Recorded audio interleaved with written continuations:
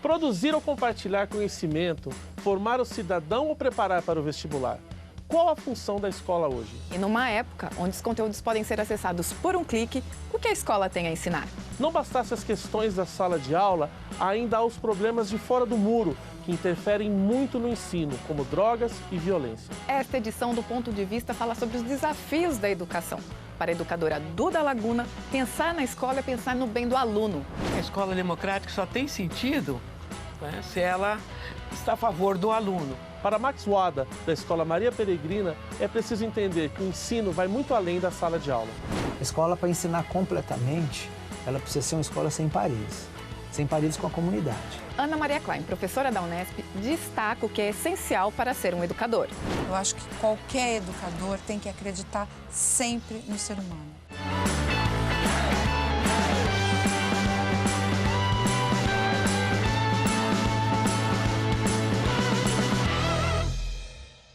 É isso aí, o assunto desse ponto de vista não se esgota nunca. Educação é um tema tanto amplo quanto complexo.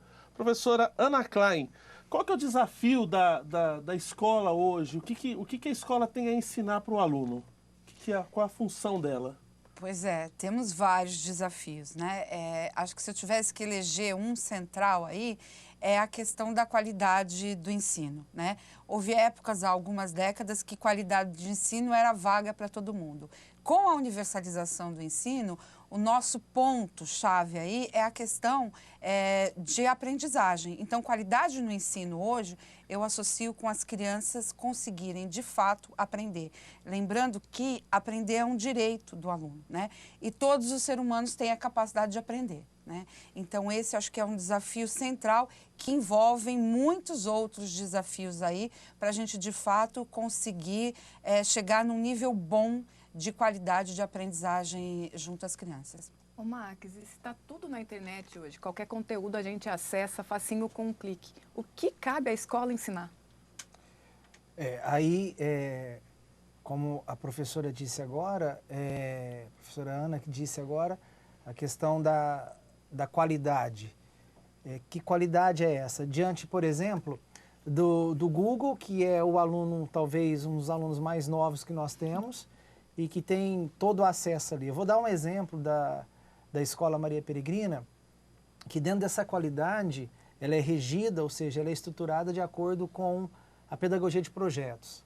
Essa pedagogia de projetos, o ponto central dela é a manifestação do aluno, daquilo que ele observa ao redor dele, do mundo na qual ele vive, e ele tem essa vontade de querer pesquisar, de querer aprofundar ali naquele determinado assunto. E a aprendizagem dele vai ocorrendo através desse processo, através do interesse inicial, dele, através do projeto. Então, isso dentro da experiência na qual eu convivo quase que 24 horas, isso é o mote, ou seja, a ponta aonde vai dar a referência do ensino. Agora, evidentemente que todo país e toda nação, ele tem aí uma estrutura curricular, onde ali ele tem que ver o conteúdo de acordo com a idade, de acordo com a cultura, entendeu? De acordo com a manifestação ali da realidade que ele vive em determinado local, determinada idade, como eu disse. Então, mas a Escola Maria Peregrina, ela trabalha também com essa referência da pedagogia de projetos. Certo. Ô, professora Duda, e aprender? O que a escola precisa aprender hoje, enquanto instituição, enquanto formadora de ser humano, de cidadão? Qual que é o desafio agora do futuro, daqui para frente? Eu acho que o grande desafio, inclusive em termos de política pública, o primeiro desafio é colocar todos na escola. Né? Que o Brasil ainda tem muita gente fora da escola, né? Colocar todos na escola e o que é mais importante, que é o que a Ana já colocou, que todos estejam aprendendo. Né? Antigamente, se você dissesse que uma pessoa estava na escola e não estava aprendendo, a pessoa assustava. Era um absurdo, mas isso a gente né? sabe que ocorre. Então, que essas crianças ou esses adultos tenham experiências significativas dentro da escola que realmente possam aprender. Aprender não só o conteúdo, mas também ter condições de buscar conhecimento, porque a ciência está desenvolvendo num ritmo e a escola às vezes não tem condição de acompanhar todo esse desenvolvimento tecnológico e científico, né? Então, acho que um dos grandes desafios é esse. Eu acho que envolver um outro desafio que eu colocaria é o envolvimento do professor. Né? Eu estive na secretaria e eu até dizia isso muito para os professores, porque eu realmente acredito nisso. Se o professor não estiver envolvido, porque a educação, o processo educacional acontece naquela relação professor-aluno, dentro da sala de aula. Então, professores competentes, professores que acreditem no seu trabalho, né? E a gente diria até que tem um compromisso com aquela criança, né? Um compromisso realmente, entender que aquela criança tem que aprender para participar na sociedade, que isso é importante. Então, seria esse, da criança estar na escola, todos na escola, aprendendo, e o envolvimento desse professor, que é fundamental nesse processo. Não é difícil também cobrar do professor, ele acaba sendo responsabilizado por tudo e, no fim, é uma profissão tão pouco valorizada. Já é até um clichê falar que o professor é pouco valorizado. Não é também complicado para o professor lá do outro lado do balcão? Penso assim que a gente tem uma grande mudança na escola. A Duda estava falando, né? Antigamente dizer que alguém estava na escola e não aprendia. É um absurdo, o que né? acontecia antigamente? As pessoas que não aprendiam eram excluídas. Você tinha vestibulinho de passagem de uma etapa para outra. Hoje em dia não, a escola é para todo mundo e todo mundo está lá dentro. Né? Porque antes a gente tinha uma escola seletiva. Os que não aprendiam, o sistema ia colocando para fora. Agora não. Né? Então a gente tem esse grande desafio que é ensinar a todos. Né? E isso assim, recai muito fortemente uma pressão sobre os professores, Sim. como é ensinar a todos. Porque ensinar aqueles que já foram selecionados, aquele que você fala uma vez, a criança aprendeu, é fácil, muito simples. né? Então, não é que a escola de antigamente era melhor, eu acho que a escola de hoje é melhor, porque a escola de hoje é para todo mundo. Né? O que a escola de hoje precisa aprender é como ensinar a todos. Né? E aí, acho que é importante o que o Max traz, essa questão de metodologias, né? Como é que os nossos alunos pensam hoje, como é que a gente trabalha. E um outro grande desafio, para além do ensino de conteúdos curriculares tradicionais, a gente tem que formar uma pessoa para conviver num mundo de diversidades, né? Num mundo onde muitas vezes a gente é intolerante com o diferente, num mundo que pede inclusão. Né? Então, assim, recai também sobre a escola um papel de formar para uma cidadania democrática, formar para a compreensão, formar para o diálogo. Né? É uma formação em valores também. Então, a escola tem mais essa demanda sobre ela e que ela precisa trabalhar com isso. Porque se não for a escola trabalhar nessa formação, quem é que vai trabalhar? Né? Porque as famílias, quando trabalham valores, eles trabalham os valores que são deles. Né? Tem família que valoriza a violência. Esse não é um valor socialmente desejável. Então, tem um conjunto de valores desejáveis socialmente que também cabe à escola trabalhar. E essa demanda recai sobre os professores. Tem uma provocação do também professor, pensador, o Mário Sérgio Cortella, que ele fala, e aí para os três comentarem, ele fala que a função da escola não é educar, é escolarizar. Quem educa é a família, a escola é um complemento, que hoje em dia até isso sobrou para a escola, né? Sobrou tudo para a escola. Que ele acredita que o papel da educação mesmo é dentro de casa, a escola é um complemento disso. Como é que vocês se situam dentro desse pensamento dele? Bom, eu discordo. Descolonizar e educar. Eu acho que todo mundo aqui discorda. Né? Eu acho que todo mundo discorda. Né? Eu queria até voltar a uma questão interessante, porque a escola tem que descobrir realmente o que as pessoas têm condição de aprender. Eu vivi o momento da integração. Por exemplo, você recebia um aluno com problema, com deficiência, o aluno tinha que se integrar na escola. Então, significava ele tinha que caber na roupa. Se ele não coubesse... Depois nós tivemos o momento da inclusão, que eu acho que é um momento até muito bonito. Mas a escola ainda precisa descobrir qual o potencial dessa criança. Como sabe? lidar, né? E como lidar. Porque eu acho que todo mundo tem direito. Então, a gente, até quando começou a trabalhar com isso, a gente teve muita resistência. Porque, por exemplo, não é... A diretora dizer, não, minha escola não tem rampa. Eu estou dando um exemplo bem prático. Sim, mas que a gente não vê ainda hoje, não, né? Aí tem que fazer uma rampa para atender aquela criança. Se o pai daquele aluno tem problema, então a escola não pode deixar de atender um aluno porque ela não tem condição. E no processo de inclusão, a escola tem que se adaptar, não só fisicamente, né? Mas também ela tem que propor um programa para essas crianças. As crianças têm que aprender dentro do seu potencial. E eu acho que esse é o grande desafio do momento e a grande dificuldade que a escola encontra. O que esse aluno tem capacidade de aprender? A doutora Eugênia, que é uma uma promotora que tem uma filha com síndrome de Down, ela veio aqui conversar com a gente no momento que a gente discutia a inclusão, e ela disse que foi brigar com a escola. Minha filha tem que aprender. Eu quero saber o que ela pode aprender. Né? O que ela pode aprender? Alguma coisa ela pode aprender, né? E a gente vai descobrindo. Tem crianças que surpreendem a gente, que não deviam surpreender. A gente devia saber o que pode fazer com ela. Mas eu acho que é um processo de construção. E eu dizia para os professores, não dá para parar o carro para trocar a roda. Vai ter que trocar a roda com o carro andando e descobrindo propostas de trabalho para essas crianças. E talvez, eu acho que vocês, como tem um grupo menor e vocês... Ô, Max, conta pra gente, ele pode contar um justamente, pouquinho de como ele fala faz um pouco isso. sobre a experiência da Maria Peregrina, para o pessoal de casa se contextualizar do sua metodologia. Bom, dentro, não fugindo da provocação que você colocou do professor Cortella, que eu respeito, e um brilhante professor, inclusive foi aluno do Paulo Freire, enfim. Só que eu também discordo, até pela nossa experiência. Eu discordo porque a escola é um ponto social de transformação, um ponto familiar para toda a comunidade. Na nossa experiência, como a gente trabalha a singularidade e que aí a inclusão, nesse caso, funciona e funciona bem, só para entender, cada aluno ali tem praticamente um currículo, uma pedagogia própria para cada aluno. Então, o síndrome de Down, como a professora Duda citou aqui, ou qualquer outra criança... Bom, lá nós temos uma frase, que todos nós somos especiais, porque cada um tem sua história, cada um tem a sua maneira de aprender. Tá? Diante disso tudo, nós também, a própria família desses alunos, se manifestar também, nós precisamos trabalhar a nossa singularidade. Entendeu? Eu falo muito assim, né? Tem situações caóticas na família que as instituições não têm como chegar. Por exemplo, uma família dita normal, toda família tem os seus problemas de convivência. Né? As igrejas estão aí, de uma maneira ou de outra, sobretudo no Brasil, para atender todo esse caos na família, em vários sentidos. As famílias vulneráveis também têm as suas instituições, inclusive públicas e muito boas, que atendem.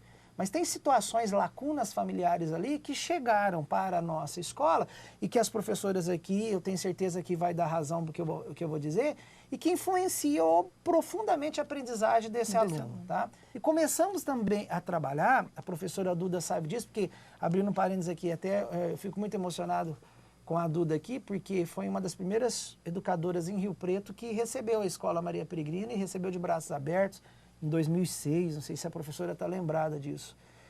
E que nós começamos, então, a fazer um trabalho bastante de comunhão e de formação com as famílias da Escola Maria Peregrina, inclusive famílias com lares de vulnerabilidade. Então, assim, por que eu discordo dessa provocação, dessa frase do Cortella, em partes? Porque a escola também, ela entrou na comunhão de educadora, né? É difícil falar que na Escola Maria Peregrina, por exemplo, não tenha bullying, né? Mas lá existe uma assembleia feita pelos alunos, dinamizada pelos alunos, pensada pelos alunos, que diminuiu, assim, 99% do bullying. Por quê? Que estaria aí a função educadora. Exatamente. O aluno educando aluno, escola educando pais e pais educando a escola. É uma grande comunhão. Que, na verdade, eu ali nas emoções, eu falava, um dia eu queria tirar o nome escola e colocar comunidade. Entendeu? Apesar que a escola teria que fazer essa função também. Então, o nosso trabalho com os pais é um trabalho dentro da casa dos pais, os pais dentro da escola recebendo as formações necessárias, como a professora Ana colocou muito bem, discutindo valores e valores referenciais. E, realmente, eu trabalho ali com famílias com lares vulneráveis, que o grande valor ali é o levar e receber e voltar dois, entendeu? Sim. A função seria essa. Inclusive até valores de economia financeira dentro do próprio lar. Então, assim, esse é o nosso trabalho efetivamente que a gente faz com essa troca de experiência educacional entre escola, família e escola. Isso é o que acontece na Escola Maria Peregrina. Essa afirmação, não sei até se é do Cortella, mas fundindo ainda educar com boas maneiras. Acho que a criança tem que chegar lá falando, pedindo desculpa, ou pedindo licença, ou não sei o quê. É uma confusão disso aí, né? Essa questão aí do educar. E a gente sabe que os pais hoje, a maioria dos pais estão trabalhando, não estão o dia todo com a criança. Então a escola vai ter que, inclusive, ampliar essa função de educar. E ter claro os valores, viu? Ter claro, bem claro, isso que você colocou. Quais são os valores que essa escola quer desenvolver? Que criança né, ela no seu precisa trabalho. educar para... Os reais valores, né? Tá certo. E ainda uma consideração sobre essa afirmação, ainda que a escola se dedicasse apenas aos conteúdos curriculares, escolarizar, né? Quando você está dando uma aula, você está educando. Né? Se eu deixo o meu aluno fazer pergunta ou se eu sou autoritário, né? Na maneira como o diretor trata os alunos, na maneira como eu sirvo o lanche das crianças, em tudo isso há valores, há respeito, há ou não processos democráticos. Na minha aula, eu posso ser um professor democrático ou autoritário. Né? Então, não existe essa separação. O tempo inteiro a gente está trabalhando com essa questão de valores e, mais do que o conteúdo, o que a gente leva da escola, né, é o tal currículo oculto. Vocês podem não lembrar de português, matemática, o que vocês aprenderam, mas vocês aprenderam a segurar o xixi até a hora do intervalo, vocês aprenderam a respeitar o sinal, vocês aprenderam a ficar quieto e levantar a mão. A gente aprende uma série de comportamentos, né, que não estão no currículo explícito, mas estão no implícito. Né? Então, essa maneira da gente conduzir as questões, elas também estão sendo ensinadas. Então, a escola, ela não tem, eu acho que não tem como separar. Né? É só conteúdo, é educar. Não, a gente educa o tempo inteiro. Né? E não educa só na escola, a gente educa nas mais... Tem até um conceito de cidade educadora, a cidade educa. Né? Eu andar na rua e ter uma lixeira no ônibus, te incentiva a isso, eu né? ceder o lugar para o idoso, eu não ocupar a vaga, isso tudo exatamente, é uma educação não formal, né? Mas está educando. Então, a cidade educa, a gente educa o tempo inteiro. Que ótimo. Gente, o assunto, como vocês perceberam, está rendendo muito. Vamos ter que fazer um programa de 10 horas aqui. Vai ter que ser. A gente vai para um breve intervalo e volta já já. Não saia daí.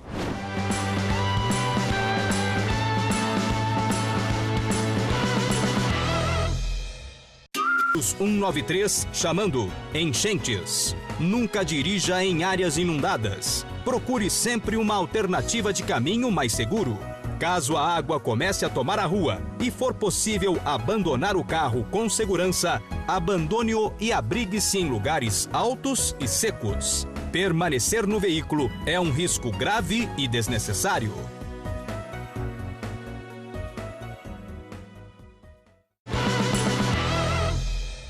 E continuamos discutindo educação, rendeu bastante o primeiro bloco da discussão. Ô Max, hoje em dia a gente vive numa escola que é moldada, a escola geral, num conceito do século XIX, de carteira, professor, alguns lugares até com cópia, né, uma coisa baseada nisso, e calcada nas séries, né? Primeira série, segunda série, vai mudando. Lá na Maria Peregrina vocês têm um outro conceito de série, eu gostaria que você explicasse um pouco. E quais os resultados disso que você sentiu dessa mudança? Bom, a primeira coisa que eu quero colocar é o seguinte, o ensino tradicional, ele está aí, ele esteve conosco, Sim. Deu fruto com vocês também, e não é questão de metodologia qual é a melhor, qual é a pior. Não vamos ser ingratos com o que... E nem devemos. Inclusive a Escola Maria Peregrina é uma escola democrática, é uma escola aberta, é uma escola singular, que essa é a palavra que resume a Escola Maria Peregrina. E por ser singular, existe alguns alunos que vão ser alfabetizados e que vão desenvolver a aprendizagem dele, talvez num método mais voltado ao tradicional. A diferença da escola é que ela é uma escola singularizada. A questão, como que é a divisão de séries? Lá é dividido por séries, até porque o Estado, o MEC, a diretoria de ensino, é uma forma comum, né? de responder a essa organização. Porque quando a gente fala assim, escola democrática, dá a impressão que não existe organização, pode tudo, né? Inclusive semana passada eu estava em Limeira dando uma palestra e antes a coordenação lá me perguntava, eu queria saber se vocês fazem planejamento, se vocês... Fala assim, é democrático, não é anárquico. Mas até no anarquismo existia uma certa ordem. Uma certa ordem, então não existe isso. Pelo contrário, se é democrática, é aí que a responsabilidade precisa ser mais trabalhada, a organização precisa ser muito mais trabalhada. Claro, o aluno, ele é dividido ali, inclusive nós estamos aí nessa fase de divisão de projetos, o aluno ele tem a liberdade de escolher o grupo dele, Evidentemente, com um aluno de 5 anos de idade, ele não vai entrar num grupo de um aluno de 13 anos. Não tem muita lógica. Mas ali tem liberdade daquela faixa etária próxima dele, escolher um grupo de 12 alunos, e esse grupo de 12 alunos ele vai ter um tutor, que é um educador, que vai acompanhar todo o projeto, na qual os alunos, esses 12 alunos, eles têm liberdade de escolher um projeto para fazer um projeto de pesquisa sozinho, e no segundo projeto, dentro do mesmo ano letivo, ele tem que escolher um projeto em coletivo, 2 ou mais alunos. Enfim, dentro desse projeto, com o processo desse projeto, estou resumindo bastante. Sim. Ali é contemplado as matérias, O conteúdo. o conteúdo respectivo para a idade dele. Se o conteúdo, por exemplo, dá um exemplo, uma menina de 9 anos, ela fez um projeto sobre Shakespeare. Vamos lá, Guimarães Rosa. E como que ficaria o conteúdo de matemática? Ali houve uma combinação do conteúdo de matemática para essa aluna, só que sobrou muitos conteúdos de matemática. Ela vê o conteúdo de matemática como conteúdo extra. Tá? Então tem todo um registro, tem todo um processo como o aluno vai aprender esse conteúdo. Mas, de uma forma ou de outra, esse aluno ele não é dividido em série estanque. Agora, sim, de tal horário, eu entro na minha sala, depois entra outro professor, outro... se você for ver até o ambiente da Escola Maria Peregrina, é um ambiente assim... Eu vou usar a palavra caótico, porque isso daí mas não é o caótico desorganizado, é dentro da teoria do caos, que é uma linha de estudo que eu estou desenvolvendo agora no doutorado. É um ambiente caótico dentro dessa realidade de teoria do caos, que se auto-organiza. Mais orgânico, né? Ele se auto-organiza. E, enfim, então é um pátio ali que cada aluno está num canto estudando, orientado por um tutor, e você vai observar o que gera nisso. A primeira coisa, gera autonomia, né? Gera uma autonomia muito grande, na qual você vai ver 2, 3 alunos pesquisando sozinho, fazendo as suas atividades sozinho, que antes eles fizeram a rotina do dia, planejaram o dia com o tutor, e na qual tudo vai acontecendo. Evidentemente que o papel do professor aí, tem muitas pessoas que pensam que em determinada escola, esse tipo de escola, o professor praticamente ele é esquecido. Não ele é protagonista, ele é o ponto de referência, ele é o ponto de organização, também de autonomia, é o ponto de contato supremo que praticamente que o aluno tem. Então é mais ou menos assim que a Escola Maria Peregrina ela caminha na sua aprendizagem. Você falou, Max, da função dos professores, da importância do professor nesse processo. Tem uma outra questão também que o professor agora é muito importante e precisa lidar, a questão da tecnologia. E mais do que isso, a geração alfa, que todo mundo fala, são crianças que nasceram ali de 2010 para frente, já nascidas, imersas nessa tecnologia.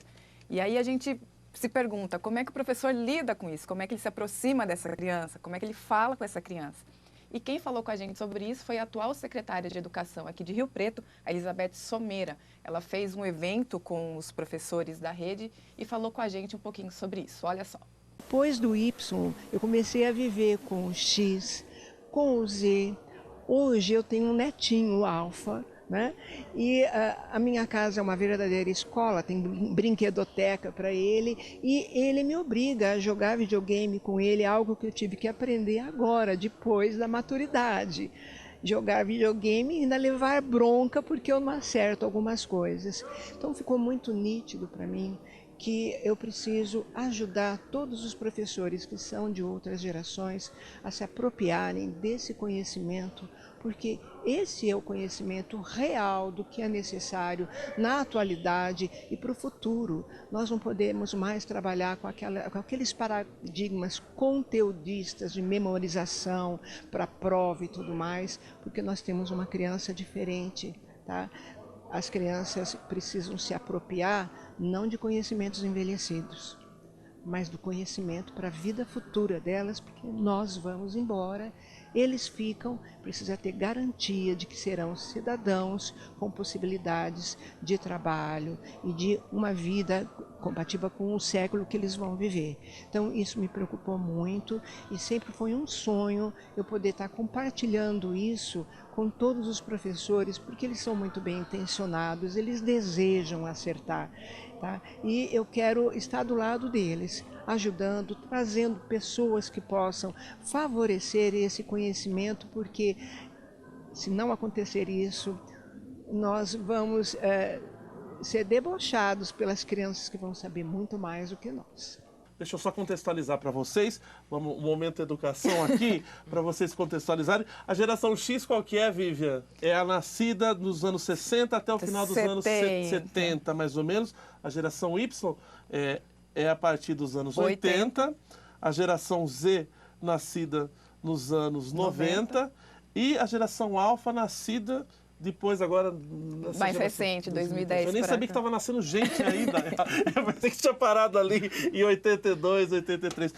Professora, comenta um pouco sobre isso, professora Duda. A gente, quando implantou os laboratórios de informática na secretaria, os professores se surpreenderam com as crianças. A gente colocou 15 computadores, até por termos de recursos disponíveis que a gente tinha, né? A gente colocou nas escolas, colocou 2 crianças no computador. Elas se comunicavam e o professor se surpreendia com as coisas que as crianças descobriam, né? A gente colocou o professor junto, mas colocava sempre um técnico. Mas eu acho que a grande questão da tecnologia é saber usar essa tecnologia. O que o professor faz? Ou ele manda, faça um trabalho sobre, por exemplo, o corpo humano. Aí a criança vai lá e copia. E, lógico, ele copia e imprime e entrega ao professor. Acho que o professor tem que também ensinar a criança, primeiro, a começar a selecionar um pouco as fontes. Talvez começar a fazer um trabalho comparando duas formas de olhar determinado conteúdo, né? Então, o professor também vai ter que desenvolver esse tipo de trabalho. Eu acho que a escola vai ter que mudar. Por que não usar o celular, que todo menino tem? Que tem tanta informação, mas trabalhar com essas informações, fazer as crianças, por exemplo, levantar questões sobre determinado texto, não é simplesmente imprimir e colar. E tem professores que, por absurdo que possa parecer, ele pega, manda o aluno copiar do computador, copiar à mão, porque assim ele sabe que o aluno copiou, né?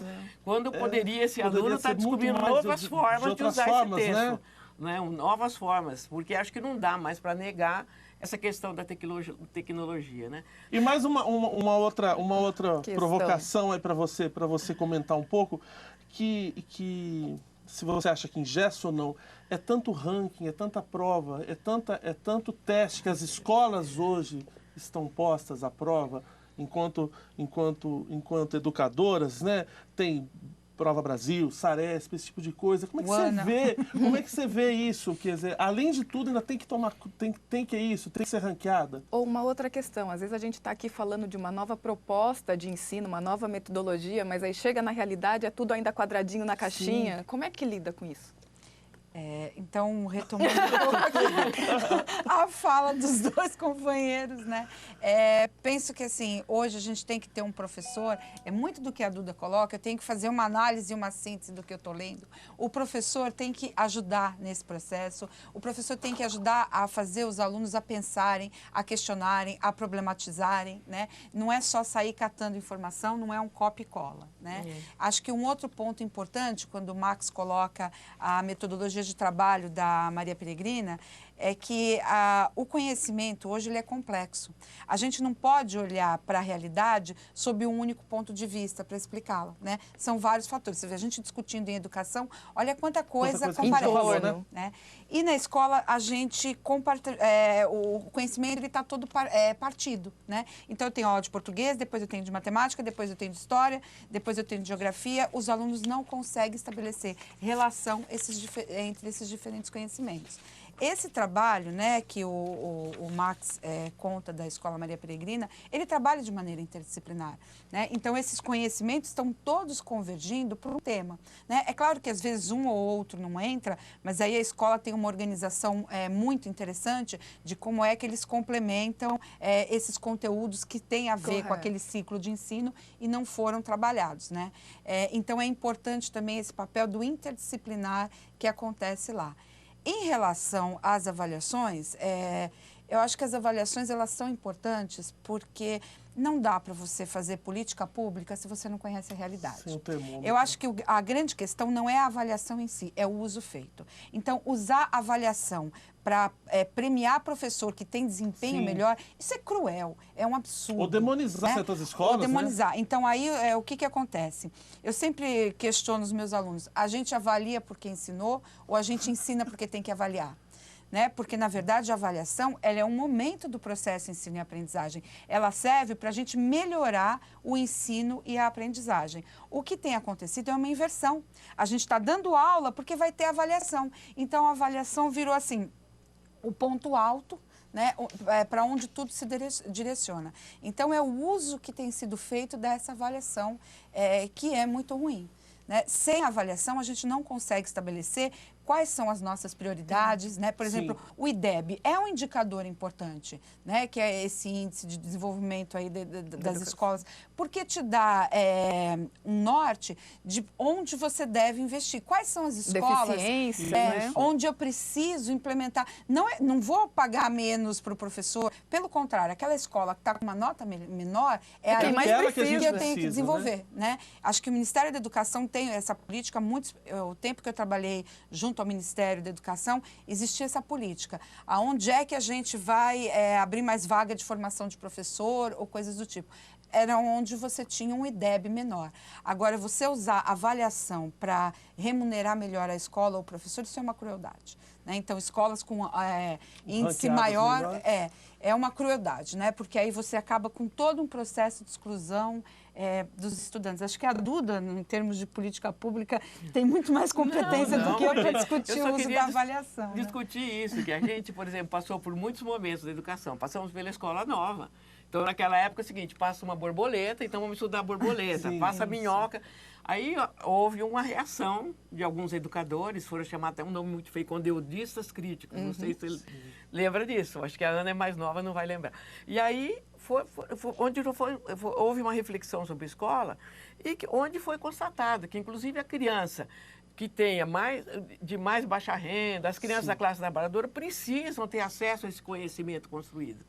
E eu acho interessante isso que ele colocou, que a escola dele está conseguindo equilibrar isso, né? É um currículo diferenciado, mas onde também se trabalha com isso. Inclusive, na nossa Constituição hoje consta, nunca apareceu isso, que haverá um conteúdo mínimo a ser cumprido, né? Mas eu acho que é por uma pressão desses educadores, né? Que a escola tem que ser de qualidade. E a escola da criança da classe trabalhadora tem que ser melhor do que a escola das crianças que têm condição em casa, que tem biblioteca, que tem todos os recursos tecnológicos. Então, a escola tem que ser melhor. A escola da classe trabalhadora teria, em tese, de ser melhor, bem melhor, com melhores condições para as crianças aprenderem do que as da classe alta, média e alta. Né? O Max, desculpa, pode continuar. Porque a Ana provocou aqui uma coisa muito interessante. Esses índices são importantíssimos, que a gente utiliza também dentro da Escola Maria Peregrina. Que a escola lá, ela tem um método de avaliação contínua, um processo contínuo e formativo. É como a gente ir no médico. O médico faz tem aquilo, o exame clínico, o médico pede um exame, o exame vê, olha, como aconteceu comigo. Eu até falo isso bastante, porque há 2 anos atrás eu passei por intervenção cirúrgica e o médico, olha, você fez um exame, deu isso, isso e isso no exame. Quer dizer, a avaliação na escola ela tem que ser um ponto de partida, não um ponto de chegada, de finalização, como a professora Ana colocou muito bem.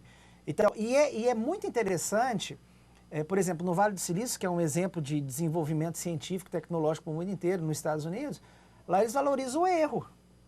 Entendeu? Uma escola, uma determinada escola, um determinado aluno, que não foi muito bem naquela avaliação, mas aquela avaliação é um ponto de partida. Ótimo, você não foi bem, detectou o seu exame, o exame de sangue, olha, detectou uma lacuna, um problema que precisa ser resolvido. Como vamos solucionar isso aqui? Exatamente. Por exemplo, o aluno na Escola Maria Peregrina, ele está tão acostumado com essa avaliação contínua que não é monstruosa, não é traumática, né? E muitas avaliações não são pré-marcadas. O aluno, ele marca a própria avaliação em muitas situações. E o aluno fala para o professor, fala, olha, pelo comentário, que o professor faz um comentário. A nota, lá não existe uma nota assim, bem aparente, bem publicada para o aluno. O professor faz um comentário. E aí está o papel do professor mesmo como educador por excelência. Ele faz um comentário daquela avaliação, o aluno olha aquele comentário e fala, olha, eu quero uma outra avaliativa daqui 2 semanas, eu vou me preparar. E o professor faz uma meta para esse aluno. Agora, só abrindo, nem vou abrir um parênteses que está dentro do mesmo assunto. Um problema muito sério, particularmente dizendo, como a gente está entrando no ensino médio agora, são as provas de alguns vestibulares. O ensino médio hoje, pelo menos o que a gente está começando na escola, ele está se engessando, nós estamos conseguindo nos libertar em função dessa avaliação do vestibular. Seu gancho já é para o próximo bloco. A gente vem falar justamente sobre isso. Como é que a gente pode pensar uma nova escola se lá na frente tem um vestibular tão engessado? A gente volta com esse tema no próximo bloco. A gente volta já já, não sai daí.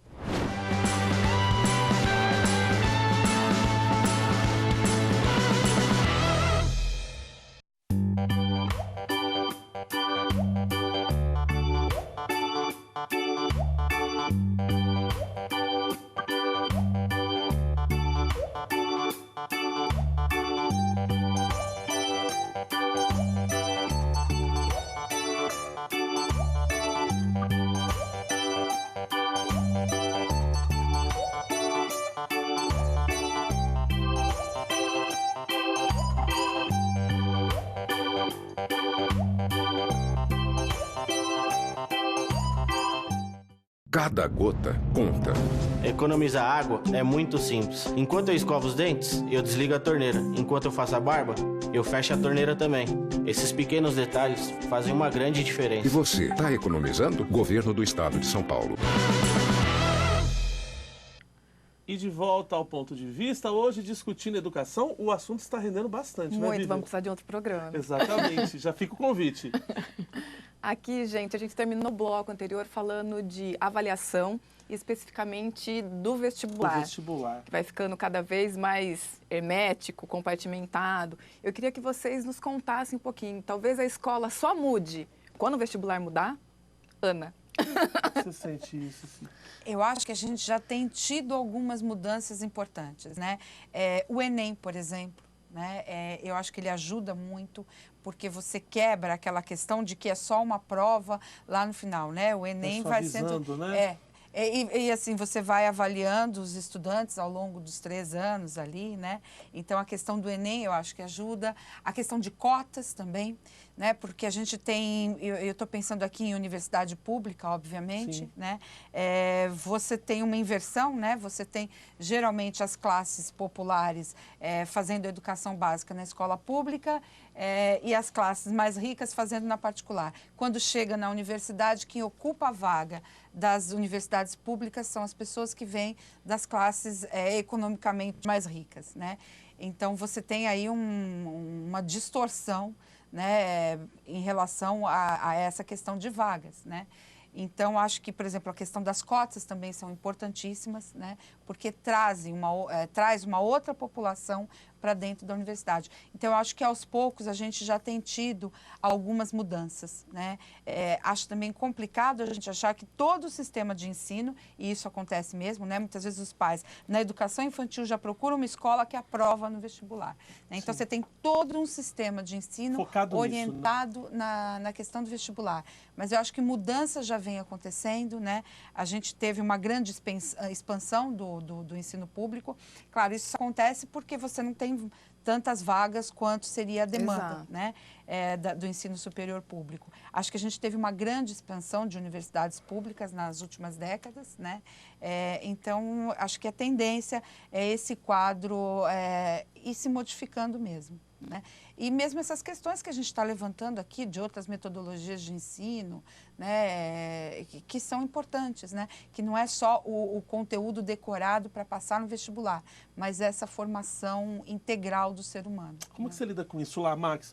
Tem uma cobrança dos pais, vocês conversam, é óbvio, conversam sobre isso. Como é que a escola está se preparando para isso? Uma outra questão, Max, que eu quero já complementar. Por exemplo, na sua opinião, você acha que essa criança, numa formação mais ampla, não só conteudista, ela dá conta desse vestibular, ela vai dar o nó nesse vestibular, sabe? Ela vai passar a perna nisso, ela está à frente disso, ou ela pode chegar lá e ter uma dificuldade na hora de compartimento? Não, está à frente, com certeza. Ela tem uma leitura de mundo, por exemplo, fantástica. Por exemplo, embora eu não vou citar nomes de alunos, porque são menores de idade, mas tinha uma menina lá só para entender, do 7º ano, ela sabe de embriologia praticamente como inclusive nós temos uma parceria com os médicos, quase como um médico, porque o projeto dela há muito tempo vem dentro dessa área de medicina, dessa área médica e tal, biológica.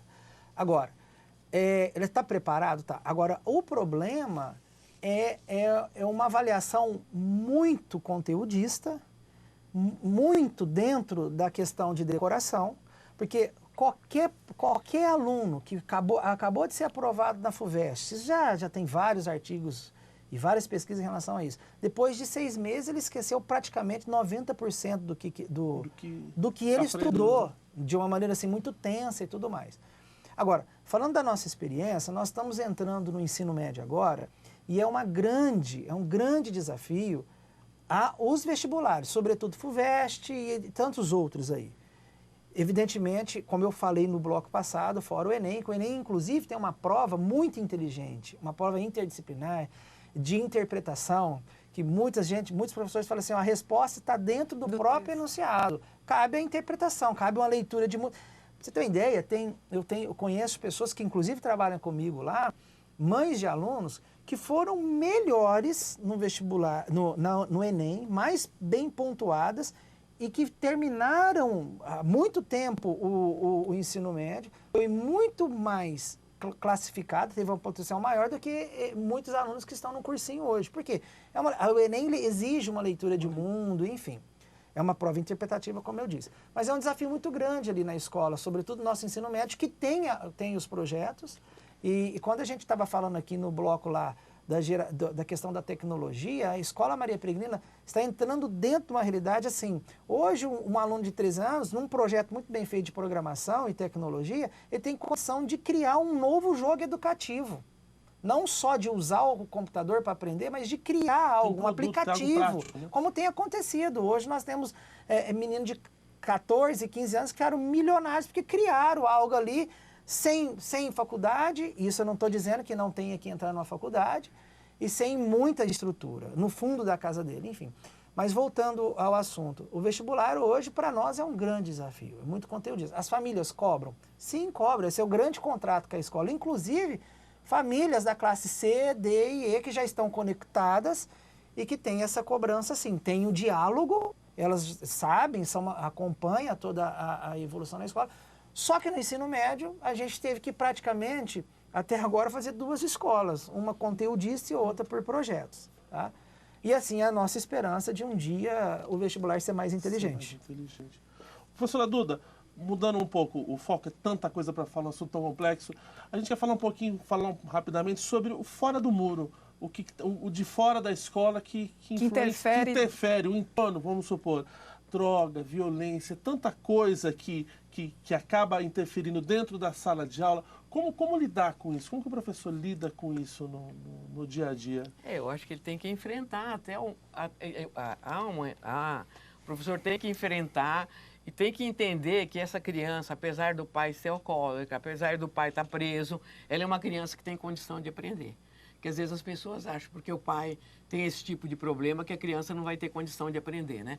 E por isso que eu acredito também muito nas políticas integradas. As políticas, por exemplo, saúde, educação... Tem que andar junto. Tem que andar junto, porque geralmente aquela criança que dá problema na escola é que a mãe não está levando no posto de saúde, que assistente social também, porque já existem, por exemplo, em Rio Preto, já existem institucionalizados os CRAS, já existem os postos de saúde nos bairros. Então tem que haver uma integração para a escola desenvolver o seu trabalho com ajuda, com apoio dessas outras instituições que existem, tá certo? Eu acho que existe um pouco de exagero. Muitas vezes eu fui a ser entrevistada por causa da droga na escola pública, Aí eu começava dizendo, na escola pública não, em Rio Preto tem droga em todos os lugares. Porque existe um mito de que essas coisas só acontecem na escola pública.